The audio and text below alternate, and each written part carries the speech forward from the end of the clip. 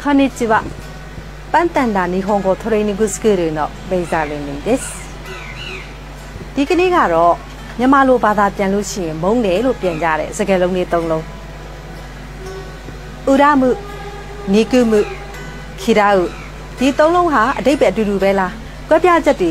ရှိတာလားသို့မဟုတ်မရှိတာလားဆိုတာနဲ့ပတ်သက်ပြီးတော့နည်းငယ်ပြောပြခြင်းပါတယ်ဆိုတော့ပထမဆုံးစလုံးလေးဖြစ်တဲ့ဥရမှုဆိုတဲ့စလုံးကိုဂျပန်အဘိဓမ္မာရှာမဲဆိုလို့ရှိရင်ひどい手打ちをした相手を憎く重い気持ちを持ち続ける思い通りにならない状況に不満や悲しみを持ち続けるဆိုပြီးတော့ထွက်လာပါလိမ့်မယ်အဲ့ဒီတော့မြန်မာလိုတခုနဲ့ပြန်ပါဟေ့ဆိုလို့ရှိရင်တော့နာကြီးမုန်းတီးတယ်လို့ပြန်ရမှာဖြစ်ပါတယ်ကိုယ့်အပေါ်မှာရက်ဆက်စွာပြုမှုခဲ့တဲ့တစ်ဖက်သားကိုနာကြီးမုန်းတီးတယ်ကိုဖြစ်ချင်တိုင်းမဖြစ်နိုင်တဲ့လောကကြီးကိုနာကြီးမုန်းတီးတယ်လို့ပြောချင်တဲ့အခါမှာသုံးရမယ်အသုံးအနှုန်းလေးဖြစ်ပါတယ်ဥပမာစာကြောင်းကိုပြပါဆိုလို့ရှိရင်父親を殺した人を恨むဒါကအဖေကိုတတ်ခဲ့တဲ့သူကိုနာကြီးမုန်းတီးတယ်နောက်တစ်ခုကကြတော့世の中を恨むလောကကြီးကိုနာကြီးမုန်းတီးတယ်ဆိုတဲ့အနေအထားမှာသုံးရမှာဖြစ်ပါတယ်နောက်တစ်ခုကတော့ニクムဖြစ်ပါတယ်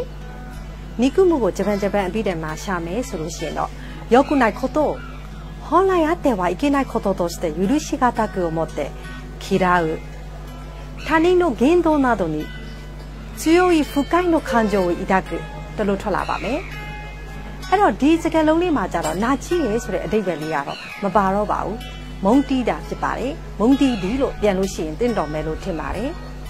ဥပမာစစ်ပွဲကိုမုန်းတယ်ဆေးဆိုးအိုニクムရာဇဝတ်ပြစ်မှုတွေကိုမုန်းတယ်ဟန်ဆိုင်ကိုニクムဒီဟာအမှန်ဆိုလို့ရှိရင်လောကကြီးထဲမှာရှိမနေတဲ့အရာတွေဖြစ်ပါတယ်ဒီလိုမျိုးတွေကိုမုန်းတယ်ပါတယ်သုံးပါတယ်ပြီးတော့ကိုယ့်ထက်သားနေတဲ့တငယ်ချင်းကိုမုန်းတယ်ဒီလိုမျိုးမှလည်းသုံးပါတယ်ထမောသားချီကိုニクムဆိုပြီးတော့သုံးပါတယ်ပို့ပြီးအမေကပို့ပြီးချစ်နေတဲ့ကိုယ့်ရဲ့အကိုကိုမုန်းတယ်စသည်ဖြစ်မှလည်းသုံးလို့ရပါတယ်အာနီကိုニクムစသည်ဖြစ်မှလည်းသုံးလို့ရပါတယ်ဒါကကြတော့ဒုတိယစကားလုံးလေးဖြစ်ပါတယ်ရှင်နောက်ဆုံးတစ်ခုဖြစ်တဲ့ခိရာဥဒါကိုဂျပန်အပြီးတည်းမှာရှာကြည့်မယ်ဆိုလို့ရှိရင်嫌がってその対象と関わりたくないと思う好ましくないものとして避けるအဲ့ဒီတော့ဒီစကားလုံးလေးကကြတော့နာကြီးတယ်မုန်းတယ်လို့ဆိုတာတဲ့မနစ်မြို့တာ